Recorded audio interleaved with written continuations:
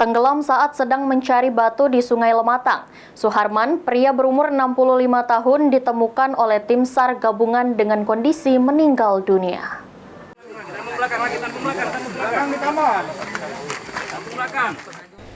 Sebelumnya, korban Suharman, 65 tahun, telah dilakukan pencarian oleh petugas Basarnas Palembang sejak 2 hari yang lalu. Dan dalam pencarian hari ketiga, tepatnya pukul 13 siang, Suharman yang berprofesi sebagai pencari batu berhasil ditemukan mengapung di pinggir Sungai Kikim, atau 60 km dari lokasi kejadian dengan kondisi meninggal dunia. Selanjutnya, korban dievakuasi oleh petugas Basarnas dan dibawa ke rumah duka untuk dikuburkan oleh pihak keluarga. Koordinator Pos SAR Pagar Alam Hedi Tujansi menjelaskan, dalam proses pencarian ini pihaknya melibatkan potensi SAR lainnya yakni TNI Polri dan warga. Korban ditemukan pukul 13.00 di Desa Gedung Agung, Kecamatan Merapi Timur, Kabupaten Lahat.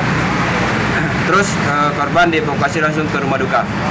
Untuk unsur yang terlibat sendiri adalah Pusar Pagar Alam atau Basarnas, BPBD Kabupaten Lahat, Panji Kabupaten Lahat, Koramil, Polsek Pulau Pinang, dan masyarakat. Selanjutnya, dengan penemuan ini, proses pencarian korban Suharman ditutup oleh pihak SAR.